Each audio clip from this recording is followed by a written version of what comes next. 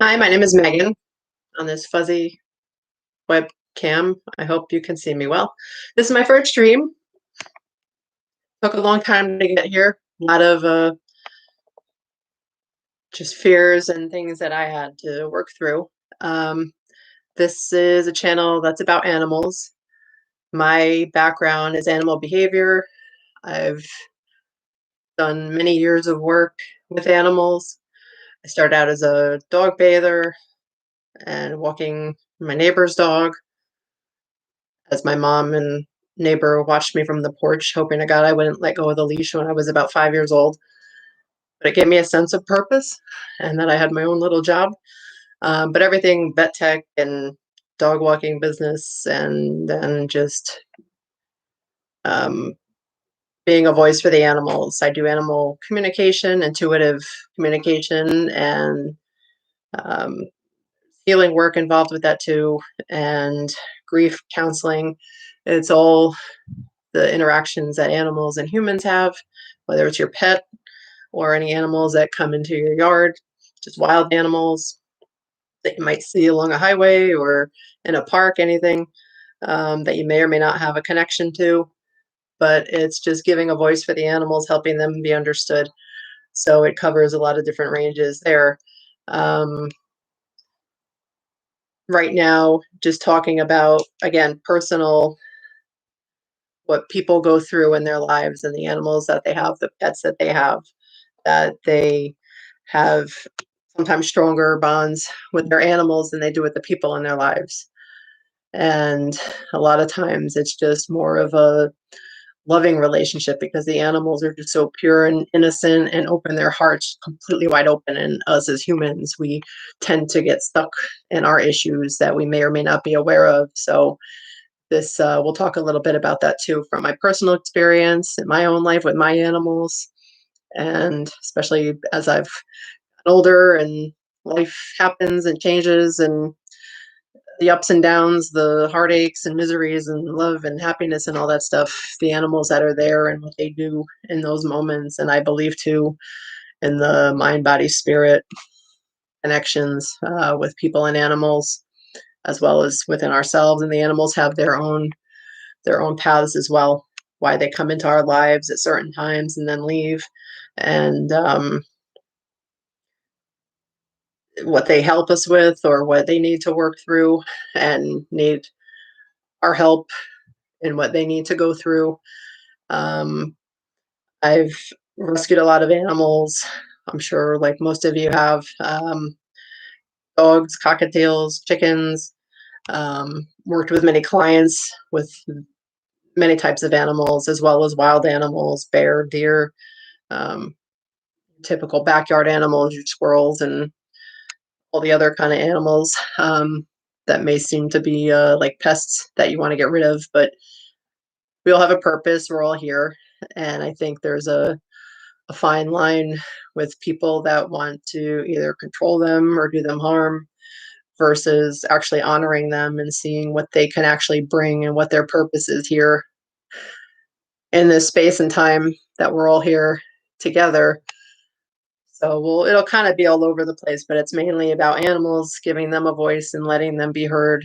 Um, at the very basic is just the relationship we have with our pets, cat, dog, bird, whomever it is, fish, that it's a lot of times they'll mirror to us what we're going through, whether we want to see it or not, or like it or not.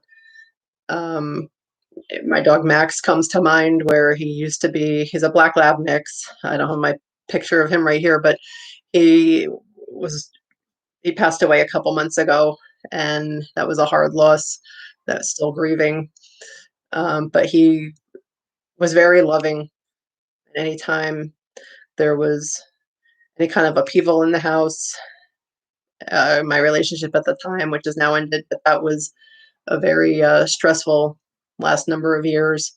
And Max would always be the loving kind of guy in the middle there that would jump up on each of us as things would get heated, and he would just be very just loving, tail wagging, just big smile on his face, like, come on, guys, just stop this. Let's go play. Let's go for a walk.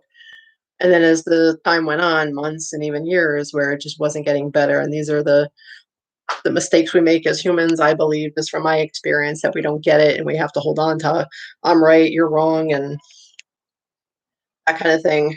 But eventually, as Max got older and the stress was a big part of it in the house, that was just unrelenting, and he had just went from that tail wagging, come on, cut it out, guys, to, over a period of time, he would do that less and less. And then it got to the point where he was just shaking.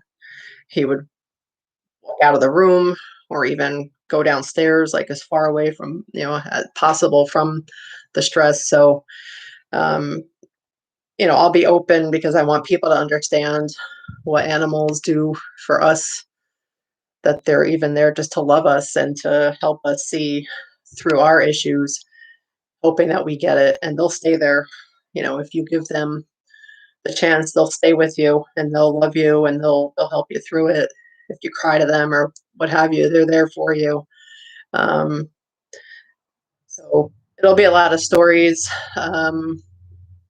Eventually, I'll open this up to doing consultations, offering consultations for those who want to dive in a little deeper, and maybe, I mean, it's as simple as we just chat and you let me know what you're going through. You don't even have to say anything personally. Usually, if you just want to go through what your animals are going through, a big part of it is their needs being met. Whatever the situation is, the animals are just like us in that, they're multifaceted. They have their play side, they have their food side, they want to eat, they want to play, they each have their own needs, what they would find in their own natural environment. And if it's a chicken, a bird, a fish, dog, cat, horse, whoever, that they have particular set of needs, and if not met, they do show behavior issues. And then whatever's going on in the house, um, it's hard to tell, like when you go to your vet or trainer. So unless they see in the house what's going on, who's in the house, the dynamics, and how the animal interacts with their individual personality, because they do have personalities. Some are more sensitive, more playful, more outgoing, more reserved, just like humans. And that all plays into it. So it's not just a physical symptom.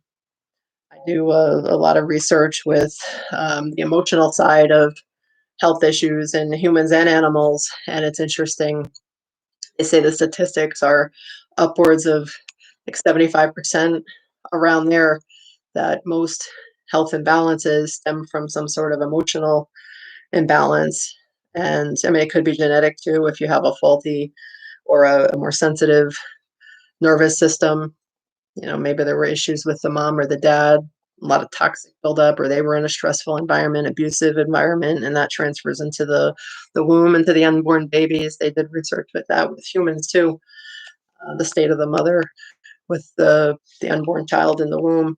Um, so it's everything. It's how, what the animals may need in their environment, even if it's a wild animal. Um, if they're passing through your yard, or maybe they need food is scarce and they need that food that's in your garden, that will quick to run to a store and get some pesticide or trap to get rid of them in some fashion. Um, I heard a story too not that long ago that really struck me, where, if that was us, where we were the one starving and had a family to feed, and our neighbor had a nice lush garden of all kinds of vegetables that could feed our family, I think we would do the same, where we would maybe bust into their yard and ransack their garden. Um, so I think a lot of times too, just from my experiences after either dealing with my animals or client animals or just things I've witnessed, it's if we put ourselves in the animal's position, I don't think we would do that much different than what they would do.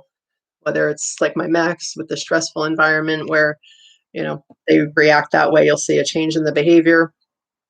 So I hope it's not all over the place, but again, it is streamed more towards the helping the animals be understood in whatever situation may be in, and then also the interactions with humans and animals.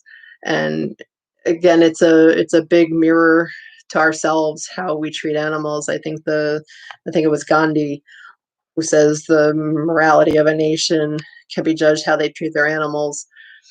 And I know there's people that just figure, well, they're beneath us, we're controlling, and everything that goes with that, as opposed to, well, if we're not the smartest species on the planet, but if we're one of them, or we're the strongest, or we have the ability to think of how to protect ourselves, our families, and so forth, that I think my personal belief is that we have that, I think just that universal knowledge and almost, what's the word? Almost the responsibility, for lack of a better word, but we have the responsibility to care for, the meek, the ones that are weaker than us, the ones that, have to live out there outside, or just, whether it's the wild animals and the environment that they live in, and our pets, or just any other animal, insect, what have you, that I think it's up to us to